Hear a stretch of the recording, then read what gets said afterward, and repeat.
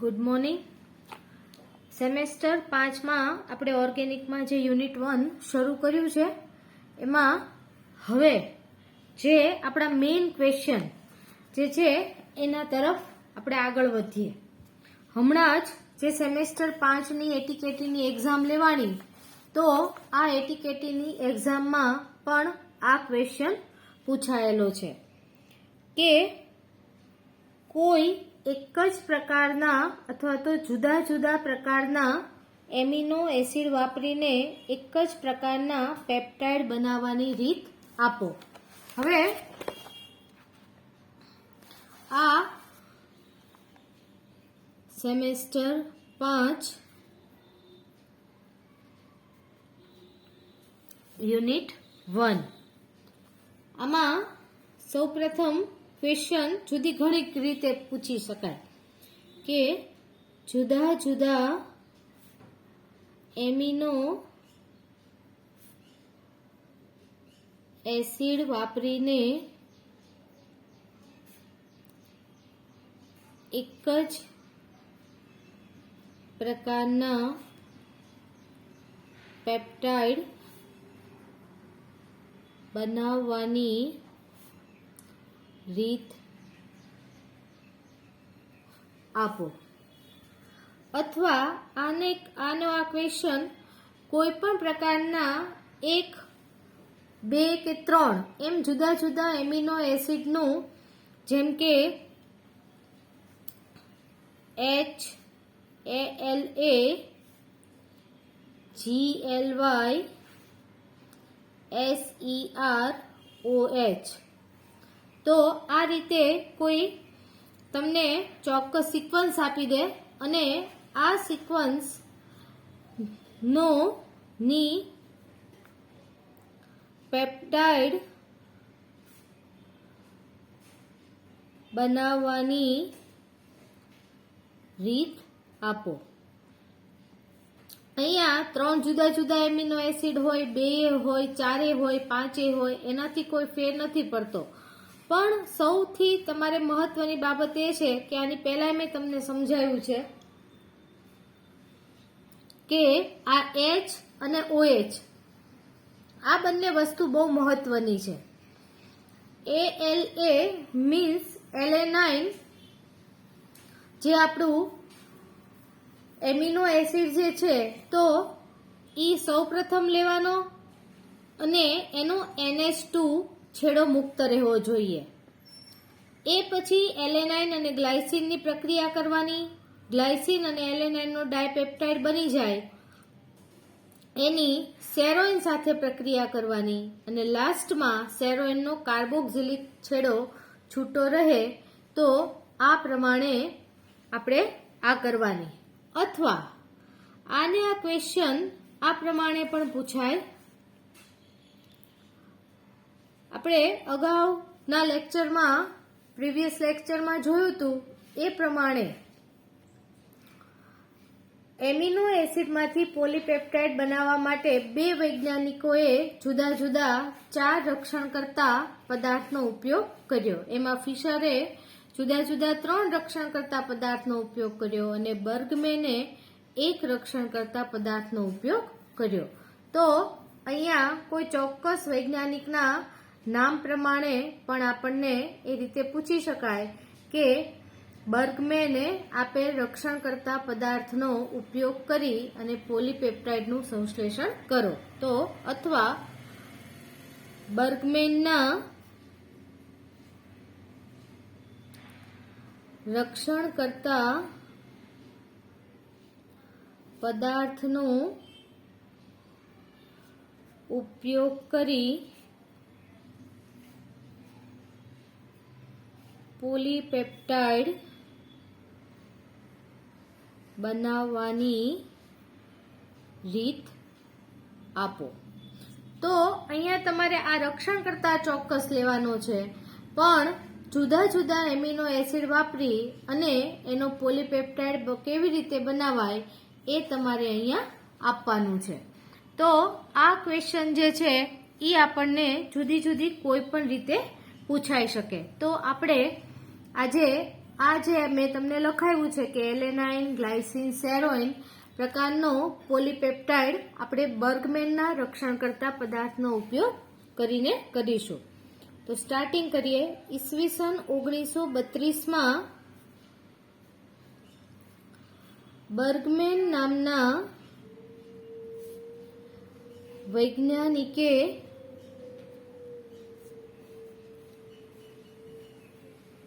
જુદા જુદા એમિનો એસિડનો ઉપયોગ કરી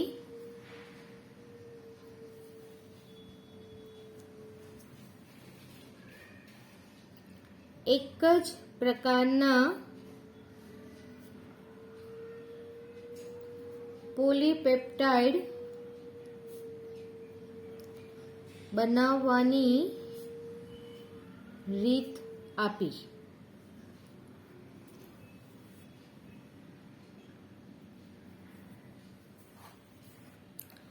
આ પદ્ધતિ પ્રમાણે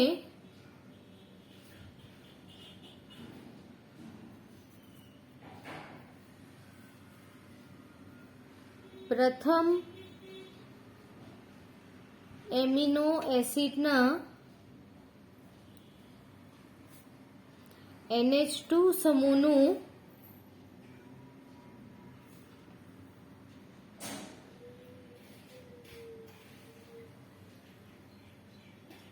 બેન્ઝાઇલ ક્લોરો ફોર્મેટ રક્ષણ કરતા પદાર્થ વડે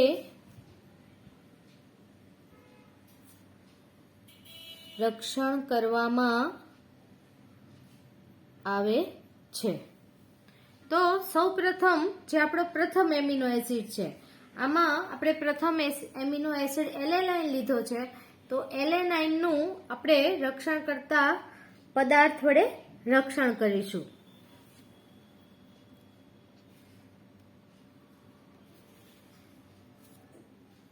તો આજે આપણે એલેનાઇન નું રક્ષણ કરીશું. તો આપણે અહીંયા લખીએ, આ પદ્ધતિ પ્રમાણે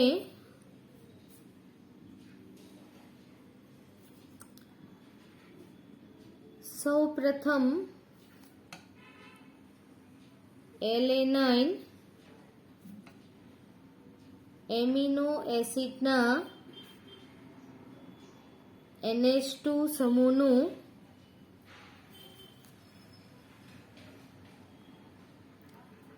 રક્ષણ કરવામાં આવે છે. ત્યારબાદ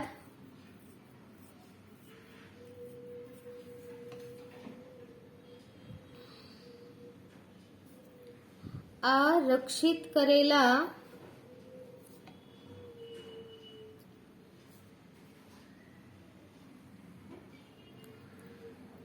એલેનાઇન ના કાર્બોક્સિલિક સમૂહની પહેલા અત્યારે તમે બરોબર સમજી લેજો લખાણ, પછી આપણે જ્યારે પ્રક્રિયા કરશું ત્યારે તમને વધારે આઈડિયા આવશે. કાર્બોક્સિલિક સમૂહની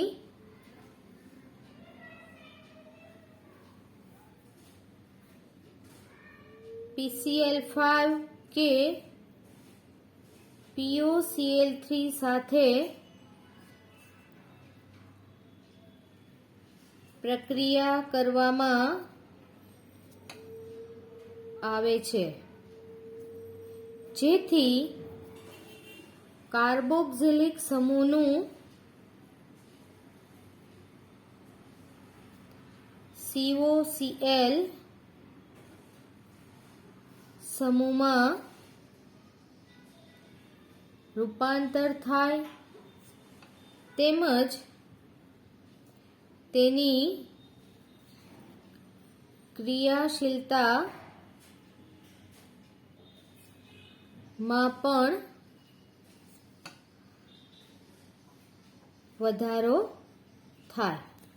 તો સૌપ્રથમ આ પ્રમાણે આજે આપણે એલેનાઇન લીધો, તો એલેનાઇનના બંને સમૂહ એમાંથી એમિનો સમૂહને આપણે રક્ષિત કરી દીધો અને કાર્બોક્સિલિક સમૂહનું આપણે COCl માં રૂપાંતર કરી એને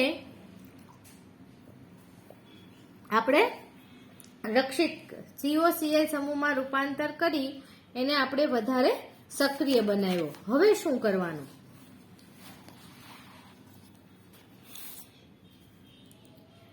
આ રક્ષિત કરેલા ક્રિયાશીલ એલેનાઇન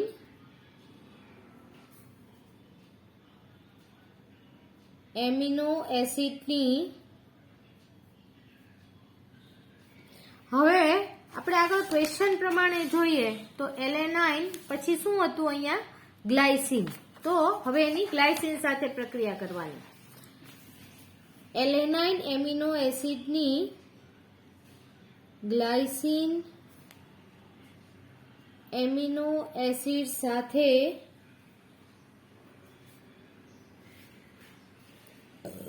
પ્રક્રિયા કરતા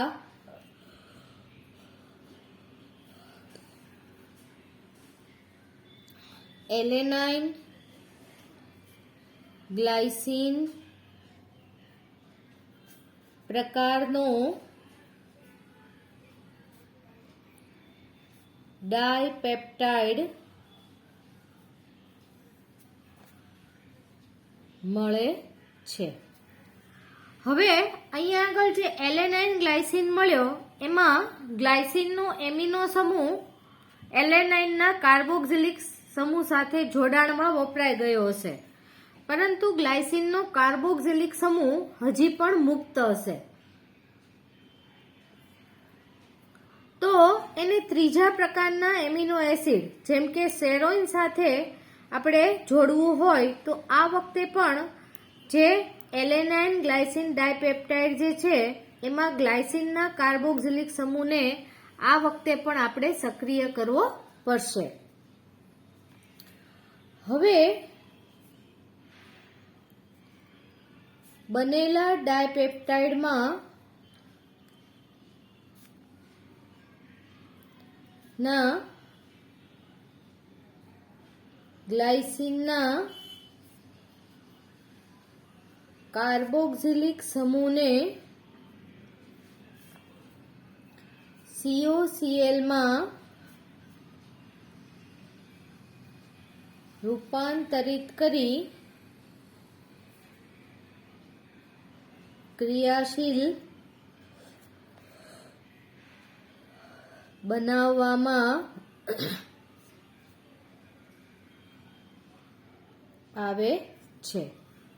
હવે આ ડાયપેપ્ટાઇડનો કાર્બોક્સિલિક સમૂહ પણ ક્રિયાશીલ બની ગયો. ત્યારબાદ ક્રિયાશીલ બનેલા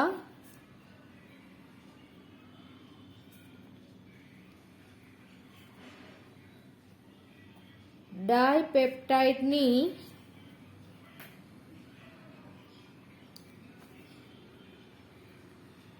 સેરોઇન એમિનો એસિડ સાથે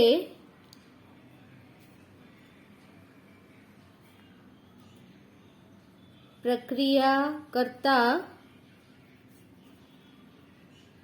ટ્રાયપેપ્ટાઇડ મળે છે.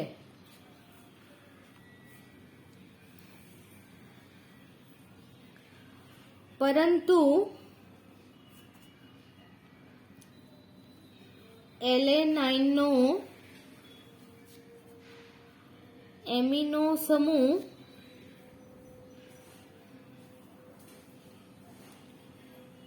રક્ષિત છે. તો હવે રક્ષણ કરતા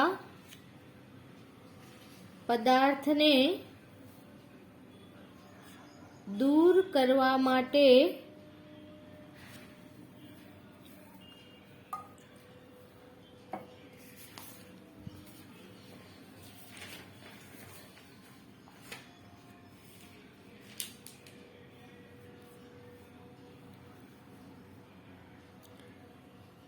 તેનું પેલેડિયમ પીડી ધાતુ વડે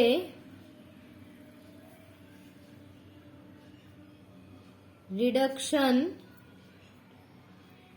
કરવામાં આવે છે.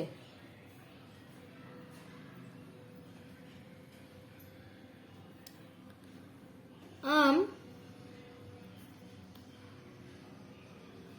આપણી પાસે માગેલ H, ALA, GLY, ACR, OH પ્રકારનો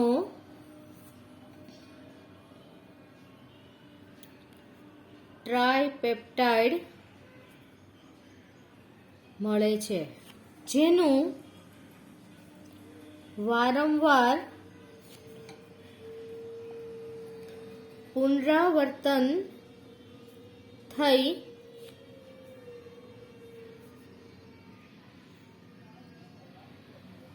પોલીપેપ્ટાઇડ મળે છે. તો આ આપણે એનું લખાણ જોયું કે ખરેખર પ્રક્રિયા કઈ રીતે કરાય. હવે એ પ્રક્રિયા આપણે અહીંયા આખી પહેલા જોઈએ. સૌપ્રથમ બેન્ઝાઇલ ક્લોરોફોર્મેટ.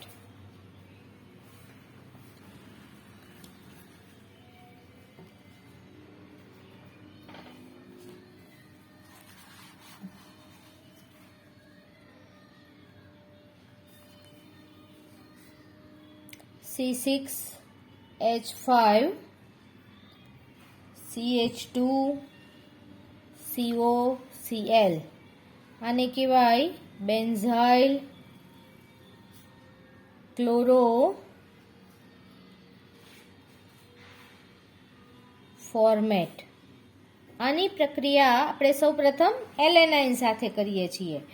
એટલે NH2 CH CH3 COOH જેને આપણે કહીશું LA9.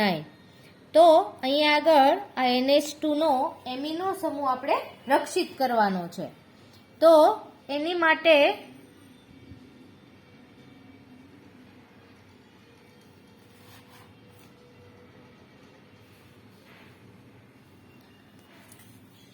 આ બંને વચ્ચે પ્રક્રિયા કરતા અહીંયાથી HCl નો એક અણુ દૂર થાય અને આપણને C6H5 CH2 CONH CH CH3 COOH પ્રકારનો રક્ષિત કરેલ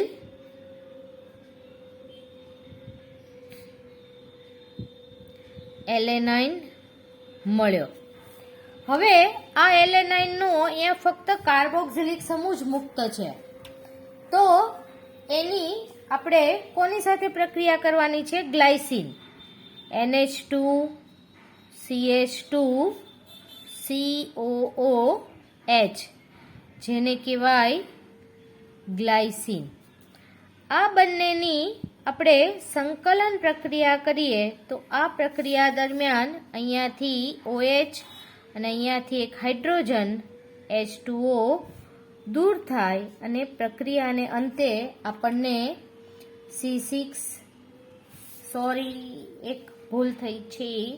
પહેલા આપણે આ જે COH સમૂહ જે છે એને PCl5 સાથે પ્રક્રિયા કરી અને COCl માં ફેરવી અને આપણે એને ક્રિયાશીલ બનાવીશું.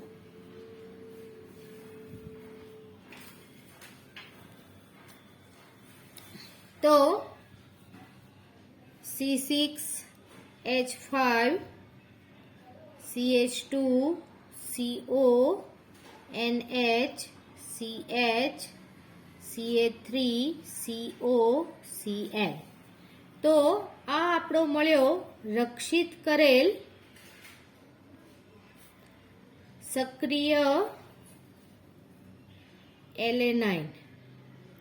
હવે એની આપણે ગ્લાયસીન સાથે પ્રક્રિયા કરીશું. NH2 CH2 COOH, જેને આપણે કહીએ છીએ glycine.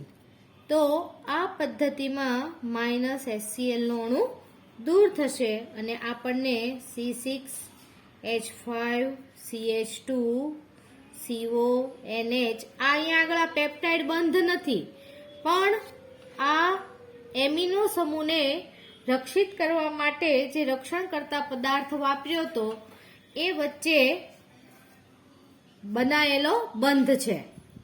NH CH CH3 CO NH CH2 COOH.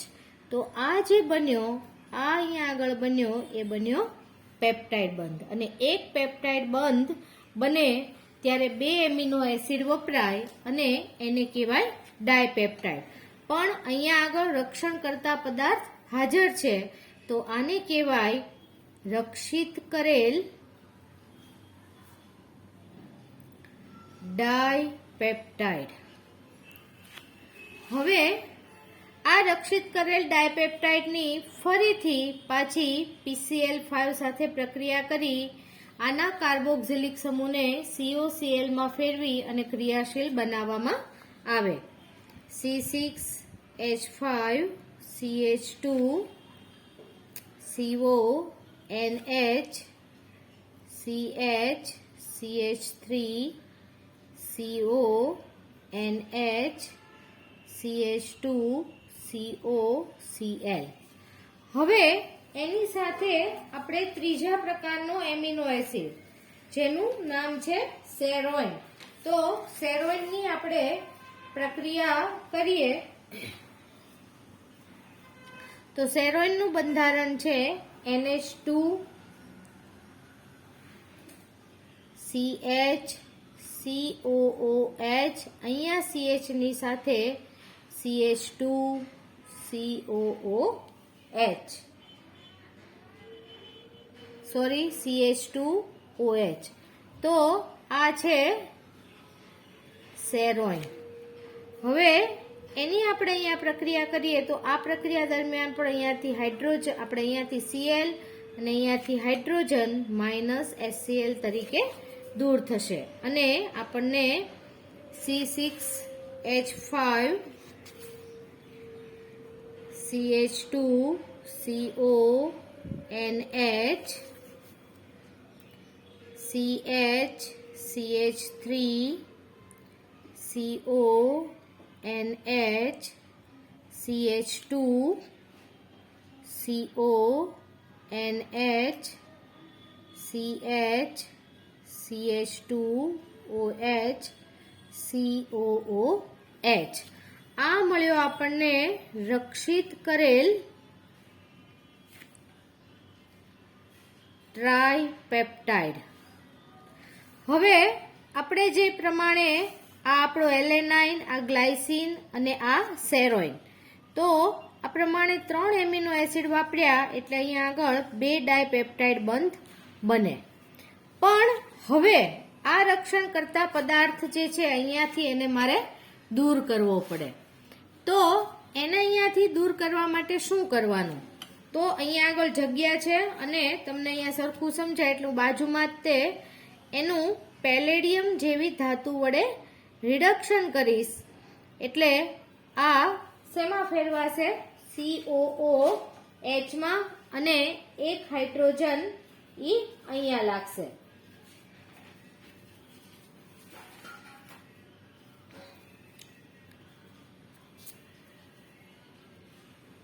C6H5CH2 COOH અને આપણને NH2 CH CH3 CONH CH2 COOH NH CH CH2OH COOH. તો આ બન્યો મારો રક્ષણ કરતા પદાર્થ.